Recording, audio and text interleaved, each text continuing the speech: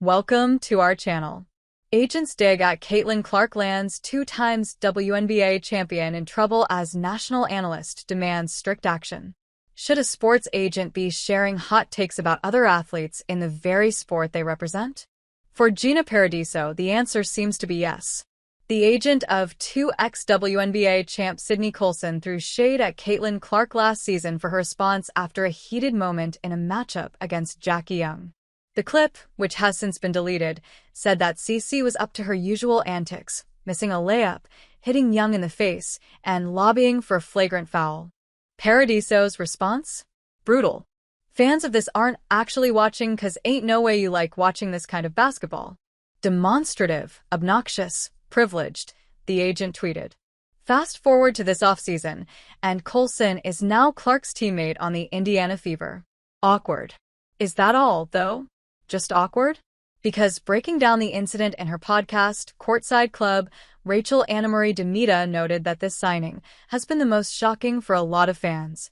And not just because Colson was a key piece of the Aces. According to Demita, agents definitely shouldn't be super active on social media talking about other players that are in the league of the player who they represent because you never know when these players could be teammates again. We don't have to tell you that the Fever is being aggressive in their pursuit of a championship this year. After analysts predicted that the team would suffer in free agency, the Indiana-based team entered another gear altogether. While retaining their young core of Caitlin Clark and Aaliyah Boston, they also added star power in the form of Natasha Howard and another guard in Sophie Cunningham. And now, Sydney Colson. However, for the plan to be a success, there has to be trust and understanding between the teammates, an aspect that could very well be in jeopardy thanks to Paradiso's comments. Some of the remarks that she has said on social media, it's falling back. And fans are thinking, oh, if she's saying this, does Sydney also feel the same way about Caitlin? And that's so unfair to Sydney, Rachel promptly pointed out. But she didn't stop there. Demita called for the WNBA to take notice of such an issue. Furthermore, the national analyst advised caution for the W, pointing out that increasing viewership also means increasing criticism. If this were an NBA agent doing something like this, and then scrubbing the tweets, and then essentially deleting their Twitter account, this would be all over ESPN. First Take would be talking about it. It would be in a bigger spotlight. For now, the WNBA might feel a tiny bit relieved that they're not under the same media microscope as the NBA, at least not for situations like this. Regardless, fans are happy to have Colson.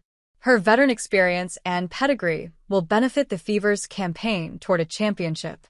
It seems like they're going all in on a deep playoff run this year, supplementing CC's stardom with heaps of experience. Fever's clever free agency strategy, building for long-term success.